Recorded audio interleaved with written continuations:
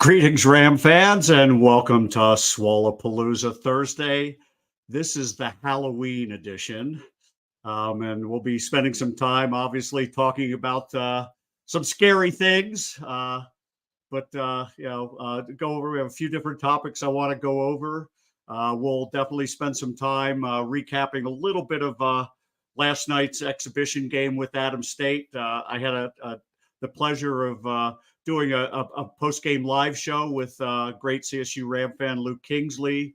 You can sure take a look at that video and you'll get some great detail as we kind of went over what we saw when we were watching the game live and with box score stuff. But I'll talk about a few other things that as I had a chance to think about it for a day. I just wanted to talk about a few of the things I saw. Since it's Halloween, there was a bunch of stuff on Twitter today about which schools in the Mountain West, what candies are they? I'm not going to do that. Jeff Grammer did that, and that was actually a lot of fun. But if you follow Jeff Grammer, you probably saw it. But I am going to do a brief ranking of 6 of the candies that were served from the Ivy household tonight in our basket that we let kids grab. And I'm going to give my very strong opinion on the candies in obviously reverse order. And then we'll talk a little bit about what's coming down the road for the show, some of the things I've got planned. But so let's get started. Let's talk. Oh, before I get into my thoughts on the game, the exhibition game last night, I wanted to show you a couple of things. Halloween is kind of a fun day for my wife and I because we do not have grandchildren and my kids are fully grown. And as a result, what we do is we do kind of reverse Halloween. We have a dog that we love named Mookie. I'm sure most of you are aware that we've had golden retrievers all of our lives since we've been married. And Mookie is the latest, and we walk Mookie a lot, and Mookie has a lot of friends in the neighborhood. I'm very lucky. I live in a very dog-friendly neighborhood. So what we do on trick-or-treat night, since dogs get kind of bothered when the doorbell rings, is we go to the houses where all the dogs are, and we bring a bag of treats. And so just for an example, this is a bag that we would bring to a dog. This is actually labeled for a dog named Gracie, and I'll talk about Gracie in a little bit, but you can see my wife puts together, my wife is the creative one in this family, with a list of what's in there, with the expiration dates, and it's a wonderful little bag of treats. So that's what we do. We spend about half hour to 45 minutes dropping these things off. And I just wanted to show you just a couple of the dogs. This was Gus. This is a neighbor's dog. I'm going to turn the sound off. We can watch and I can talk you through it. But you can see the bag of treats. And my wife is going to walk the bag. You'll see Mookie come and have a nice sit down. Gus is a Westie. He's a nice little dog, one of Mookie's best friends. And I will tell you a little bit of a story about Gus. He was great friends. We had a rescue that my daughter brought home named Wally that lived with us for more than 10 years. Wally was not the easiest dog to get along with. Gus absolutely adored him, and Wally absolutely adored Gus. So the two of them just loved each other when they saw each other. Wally is no longer with us, but Gus still is. And now Mookie and Gus are very good friends. But this is what it's like with Robin delivering the treats. There's Gus coming out, saying hi to Mookie, and then going back in. It was fun. That's Gus. I want to bring up the other one. I showed you the treat that was meant for Gracie. Well, Gracie it turns out, is Mookie's true love. And this was us trying to deliver Gracie's treat. Did I just load it again? There it is. There he is in front of Gracie's house. Oh my goodness.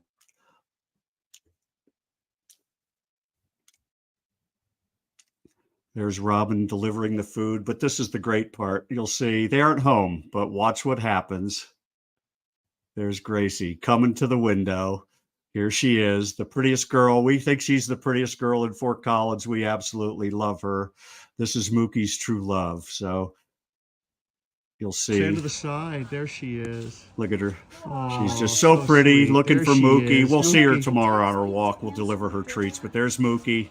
He's upset. Eddie lets her know, I love you. I'll see you later. I'll see you tomorrow. Anyway, that was our evening. You might think we're silly. We just love it. We love dogs. We love walking. So anyway, that's that. Let's talk about a little bit of last night's game. As I said, I spent about 35 minutes with Luke talking about the game. By the way, feel free to drop questions in live chat. Feel free to share if you're watching from somewhere else, or if you're watching, let me know. I really want to know how what you're thinking. If you have any thoughts, any questions you want me to answer, let me know. This is your show. It's not just for me. Anyway, last night's game, I wanted to talk about a few things. Luke and I were pretty critical of the defense, and I think it was legitimate. Coach Medved, I didn't bring up his post-game comments. I did look at them today, and he mentioned it, and he said he thought they were doing a little bit too much ball watching. And of course, the reason it bothered me was it was deja vu from something I thought I saw a little bit too much of that 2 years ago. Last year's team was a good rebounding team, not a great rebounding team, but a good fundamental rebounding team. 2 years ago, they got murdered on the glass quite a bit. And so there was a little bit of deja vu watching yesterday. And the reason it was, it's not just disappointing because you're never going to win a lot of games getting out rebounded by 15. But it's because I remember I talked to Nick Clifford a few weeks ago, and Nick Clifford told me he thought this was going to be a very good rebounding team. He thinks they've got the right players. They're all really, really good fundamentally. And for some reason, they chose to watch and maybe rely on somebody else to get a rebound. And the one thing that that is apparent is it's never wrong to have two guys go after a rebound. It is wrong to have none go after a rebound waiting for somebody else to do it. So I just wanted to bring that up. It'll get fixed. The coaches recognized it. It'll get fixed. The other thing was we talked a little bit about the turnovers, and turnovers are never good, but I'm going to share some thoughts on some of those turnovers came as a result of seeing CSU trying to play very, very fast in transition. I can tell you, I heard a little bit about the closed door scrimmage that CSU had with Washington State a couple weekends ago. And CSU created 22 turnovers in that scrimmage, and they didn't convert into many points. And so if you're creating turnovers and not converting into points, all you're doing is gaining in possessions. But one of the best things you can do when you convert turnovers is score quickly. The other team isn't ready to set a defense. It's easy to get down, not easy, but it's easier to score if you can get down against a defense that's not set. And so I bring that up because I honestly believe, and I haven't talked to Nico or the staff about it, but my guess is they really, really tried to force getting out in transition and running and scoring in transition. And I can tell you they have something to learn there. Sometimes they probably went a little bit too fast. And I had flashbacks when I thought about it, flashbacks to the COVID year. We've never had a player as good as Isaiah Stevens, and we keep on talking about him. But the other thing about Isaiah was he wasn't perfect as a freshman, as a sophomore. He got better throughout his career. And by the time he was in his fifth year, he was a highly polished player. He is when he was a freshman and sophomore, he made mistakes, and there were games as a sophomore.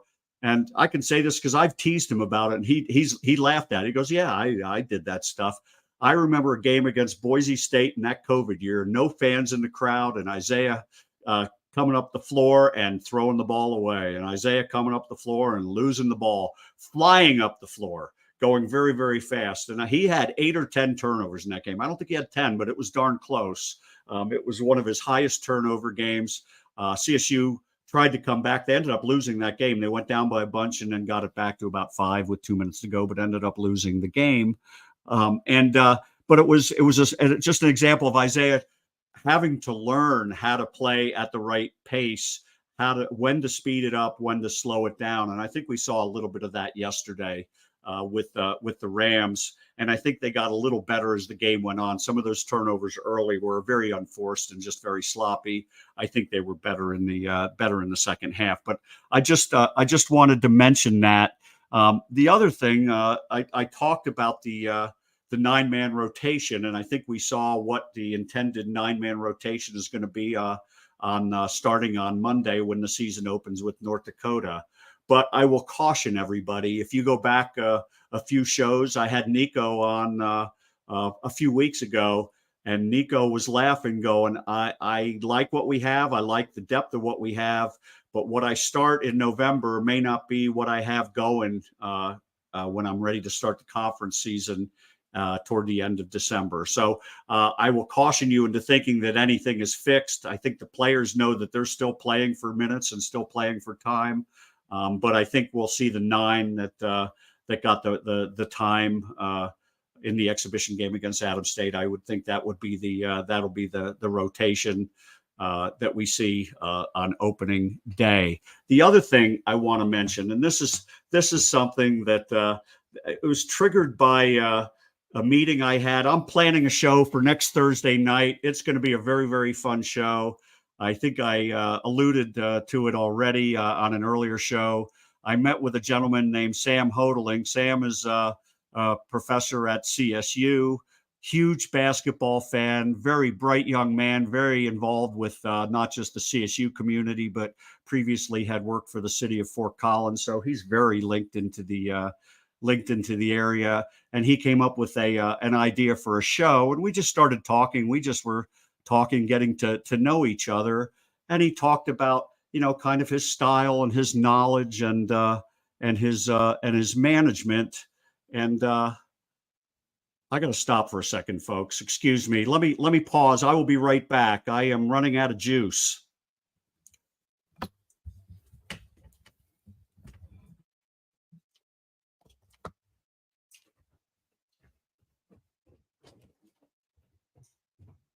Shoot.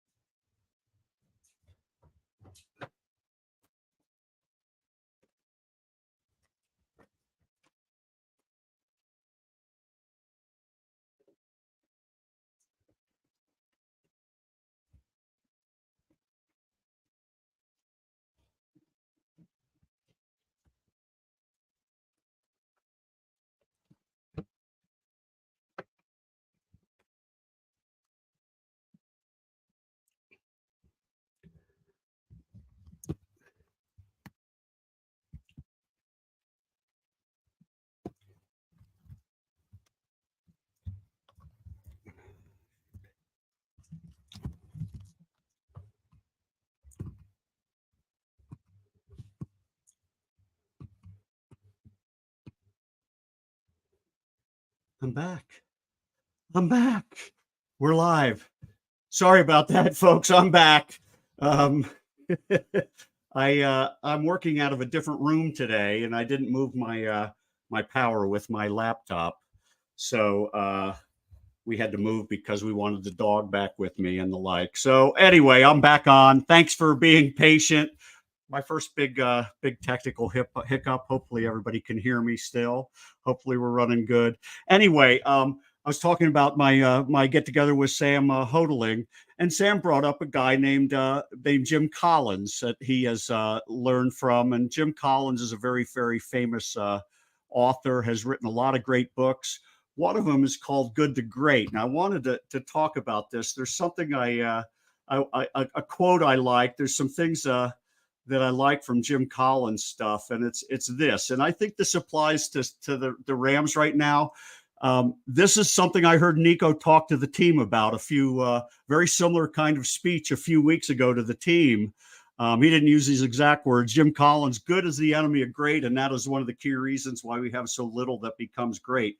Nico was talking about how good isn't always good enough. It's what you need to do, to become great. And then let's see if I can find the other one. This is the other one from Jim.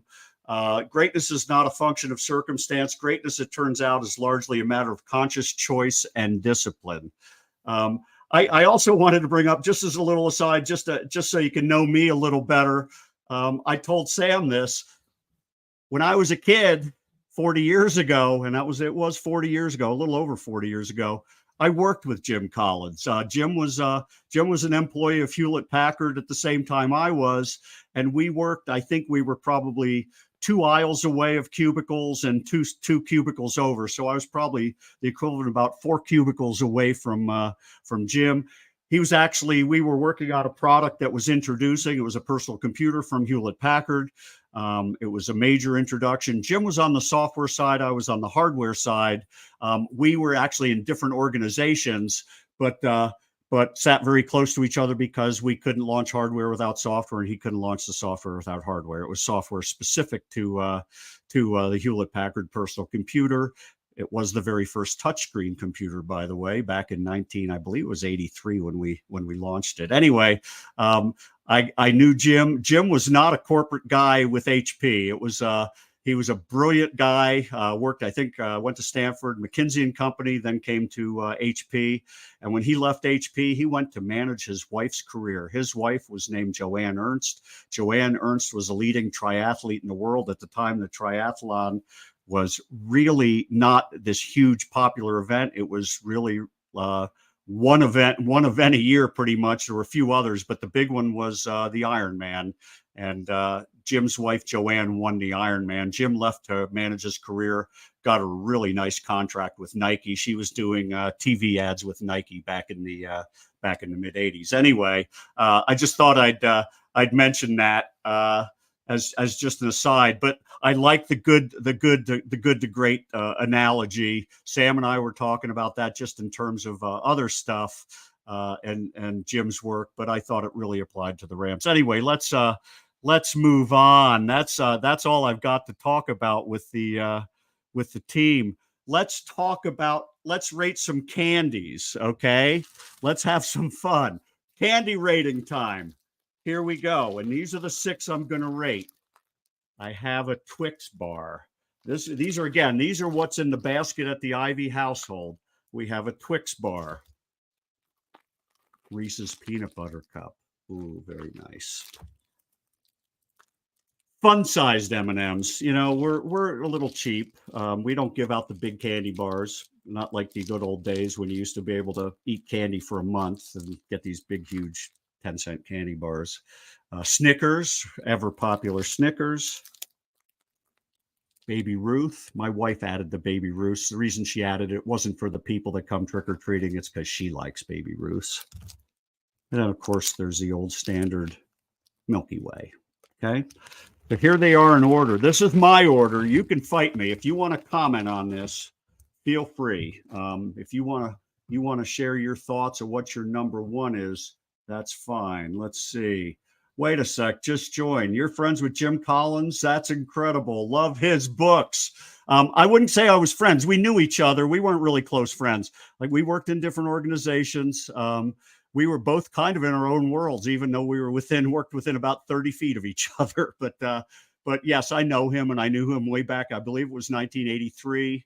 He, like I said, went on to do other things. He went to work for Stanford. He took over his wife's career and then ended up as a professor with Stanford. Wrote just an absolute ton of books and fantastic management books. Anyway, yep, I did work with him. Anyway, here's my order of ranking. Okay, fight me if you'd like. Number 6, M&Ms. I think they've become really bland. I think there's a strong need of a refresh.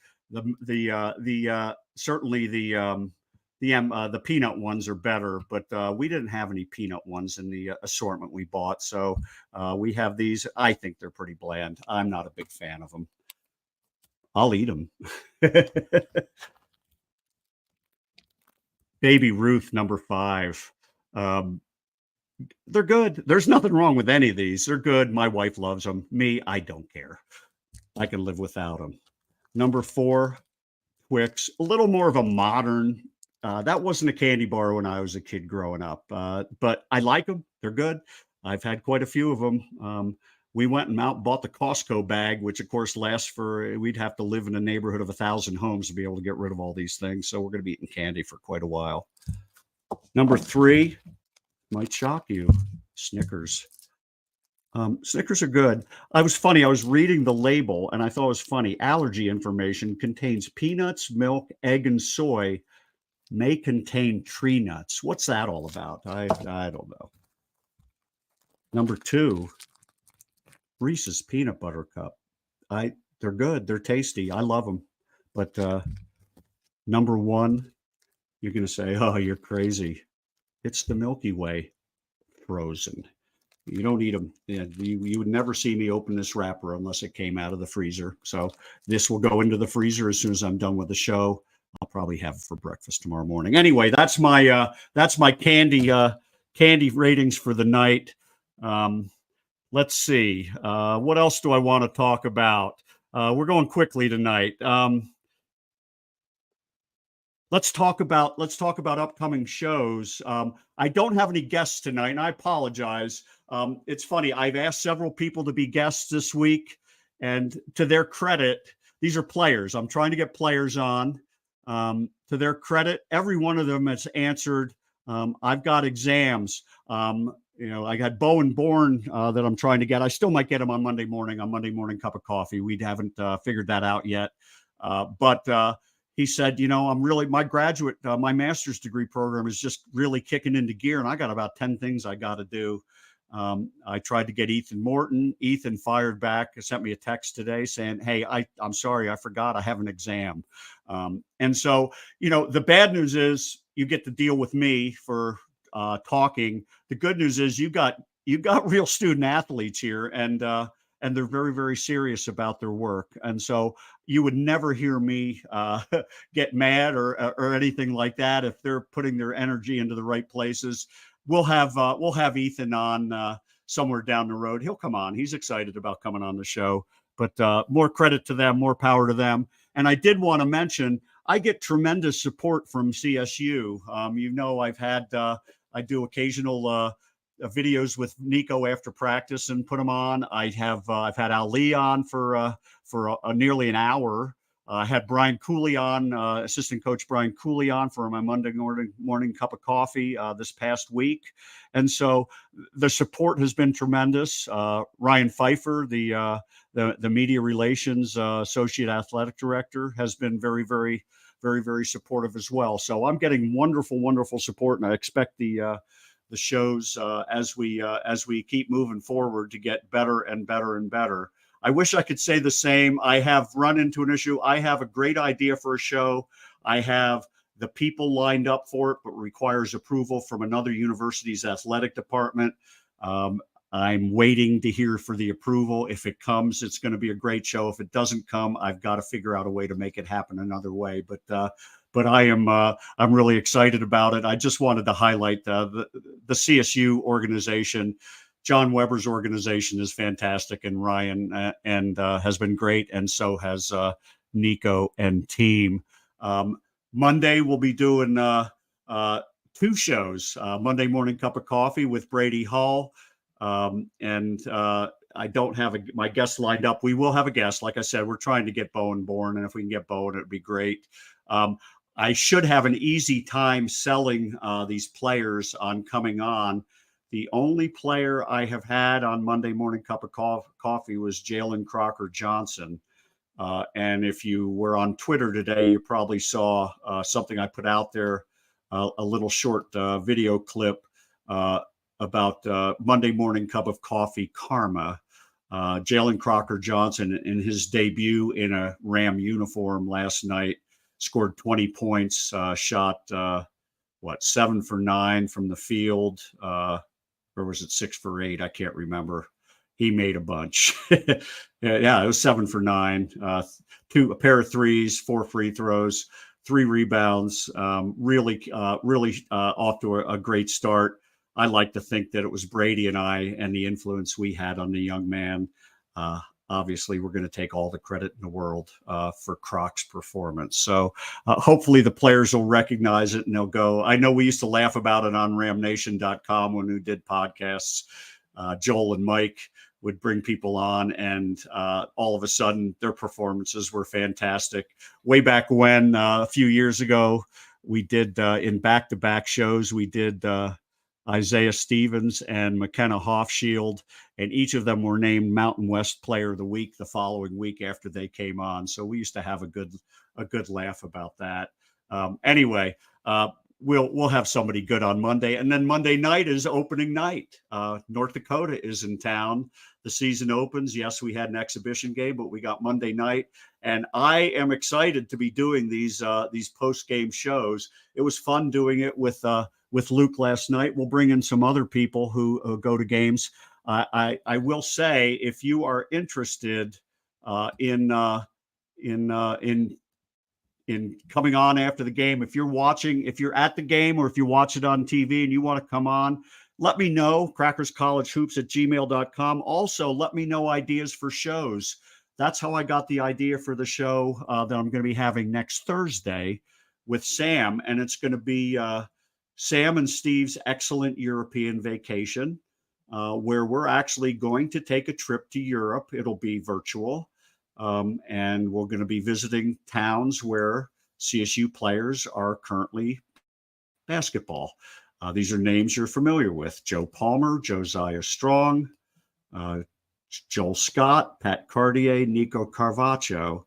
And if all goes according to plan, we think there's a good chance we're going to bump into a couple of them as we visit their cities. So hopefully you'll join us on Thursday. So 3 shows planned next week. I will not be doing next Friday, a week from Friday, the post-game show. I will be traveling back to New Jersey to do some family stuff, take care of some family stuff. So I will be missing a game. I've donated my tickets already. We'll be back in town. Actually, I've got to talk to Brady to see what we want to do. I won't be back to town until Monday afternoon. So the Monday cup of coffee, the week of it's Veterans Day, November 11th, is in jeopardy. We'll either figure out a way to move it to Tuesday or I'll figure out a way to hook Brady up and let him do it on his own. So anyway, that's what we got coming up.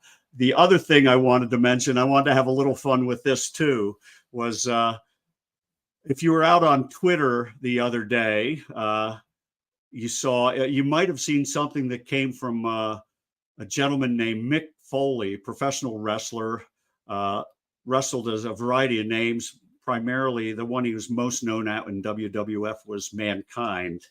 And Mick Foley, there's this whole thing of who's coming out for Donald Trump and who's coming out for Kamala Harris. And, The Undertaker had showed up for a Trump rally and was coming out for Trump. And Mick Foley wanted to show his support for Kamala Harris and came out with his support for Kamala Harris.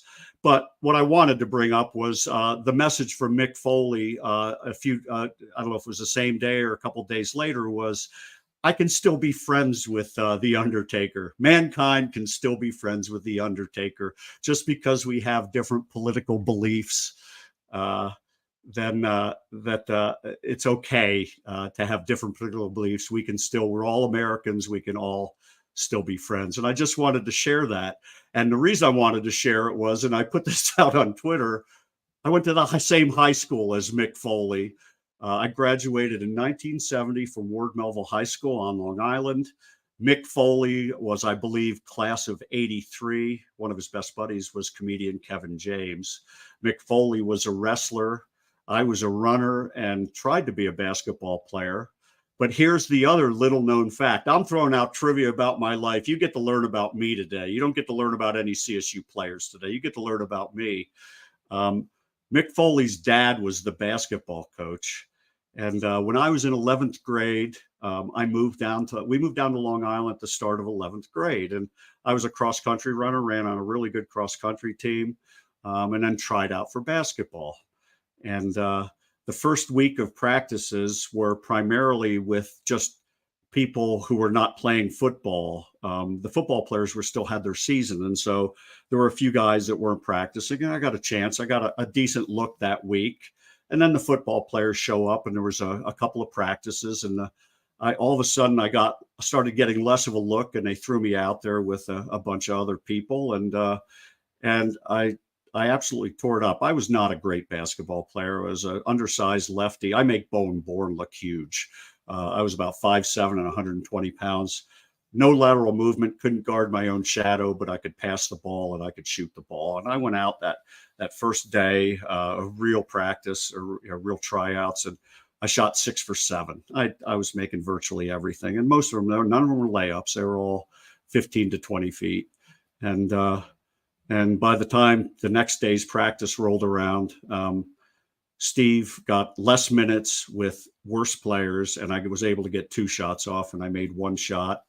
And after that event, that practice, coach called me into his office and looked at me and said, "I've got to cut you." I said, "Oh yeah, okay, why?"